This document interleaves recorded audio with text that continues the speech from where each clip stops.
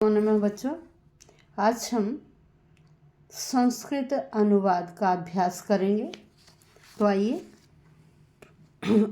अनुवाद नंबर 1, अरविंद पत्र लिखता है।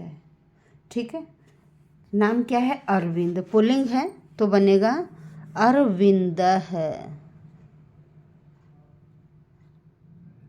क्योंकि प्रथमा एक वचन है, अरविंद है। ठीक है, पत्र लिखता है, अंडरस्टूड है। पत्र को लिखता है, को के अनुसार द्वितीय विभक्ति लगाइए और बन गया पत्रम। अरविंद है, पत्रम।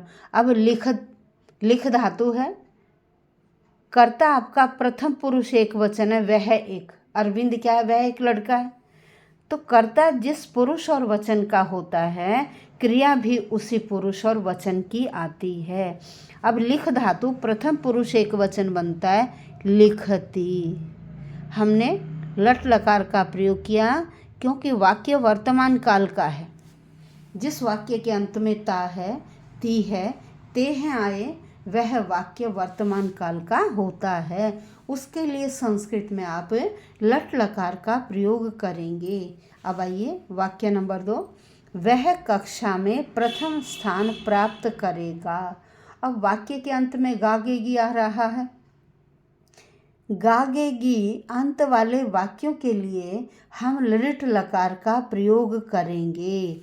वह के लिए है सह। अब कक्षा में, अब कक्षा क्या है? स्त्रीलिंग शब्द में अधिकरण कारक है और अधिकरण कारक के लिए सप्तमी विभक्ति का प्रयोग किया जाता है। अधिकरण कारक की पहचान है में, पर, पे। में, पर, पे, ये अधिकरण कारक की पहचान है। इसके लिए आप सप्तमी विभक्ति का प्रयोग करेंगे। किसका प्रयोग करेंगे? सप्तमी विभक्ति का। अब लता की तरह रूप चलेंगे। लता सप्तमी बनता है, लतायाम। कक्षा सप्तमी बनेगा, कक्षायाम। लता सप्तमी लतायाम, तो कक्षा सप्तमी बनेगा कक्षायाम। प्रथम स्थान को प्राप्त करेगा। प्रथम स्थान को फिर द्वितीय विभक्ति का प्रयोग करेंगे, प्रथमम स्थानम।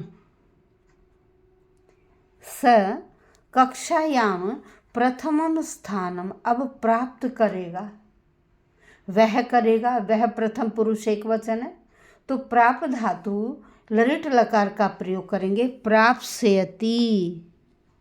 प्राप्स्यति। सह कक्षायाम प्रथमम स्थानम प्राप्स्यति। अब चलते हैं, अगला वाक्य है, गांव के दोनों ओर वृक्ष हैं। गांव के दोनों ओर, गांव के दोनों ओर के लिए उभयतः शब्द का प्रयोग करेंगे और उभयतः के योग में द्वितीय विभक्ति का प्रयोग किया जाता है। किसका प्रयोग किया जाता है? द्वितीय विभक्ति का। अब ग्राम में हम द्वितीय लगाएंगे, ग्रामम। ग्रामम। दोनों और के लिए शब्द है हमारे पास उभयतः है, ग्रामम उभयतः। गांव के दोनों ओर क्या हैं? वृक्ष हैं। वृक्ष बहुत सारे हैं, तो बहुवचन का प्रयोग करेंगे, वृक्षाः सन्ति। अगर वृक्ष है तो लिखते वृक्षः अस्ति। अब बहुत सारे वृक्ष हैं तो हमने लिखा वृक्षाः सन्ति। नेक्स्ट, मेरे घर संगीत का कार्यक्रम हुआ। मेरे घर, मेरे घर में, फिर में के अनुसार सप्तमी लगाएंगे। मेरे घर में, मम, मम का मतलब मेरे। घर में सप्तमी लगाएंगे, गृहे।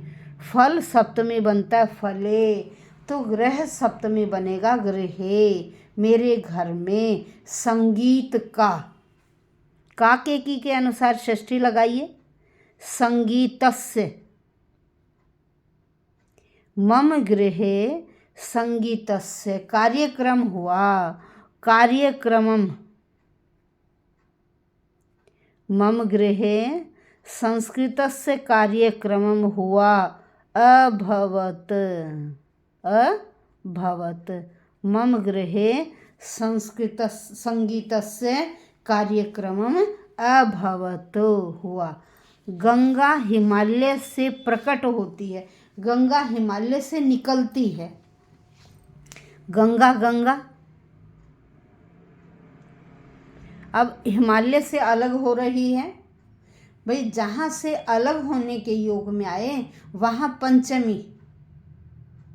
अपादान से अलग पंचमी का प्रयोग किया जाता है। अब हम यहाँ हिमालय में पंचमी का प्रयोग करेंगे, रूप बनेगा हिमालयात। क्या बनेगा? हिमालयात।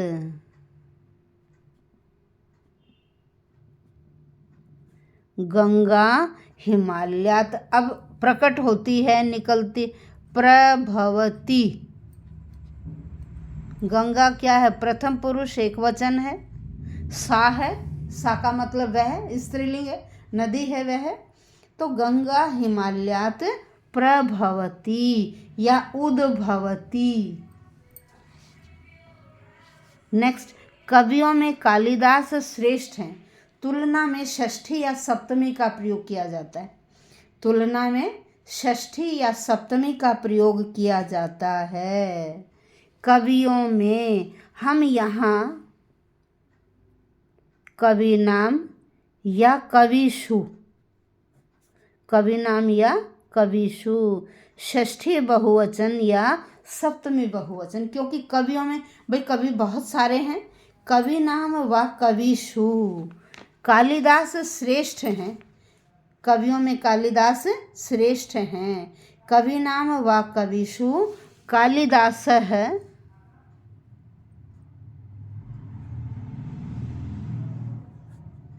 श्रेष्ठ है।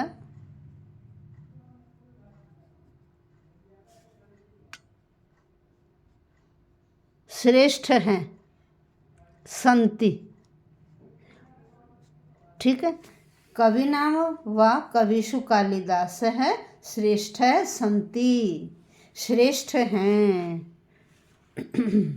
ये आज हमने 6 वाक्यों का अभ्यास किया। इस तरह से और भी अनेक वाक्यों का अभ्यास करके देखिए, आपको ट्रांसलेशन बहुत अच्छी तरह से समझ में आ जाएगी और 5 में से 5 नंबर ही आएंगे, कम नहीं। धन्यवाद बच्चों।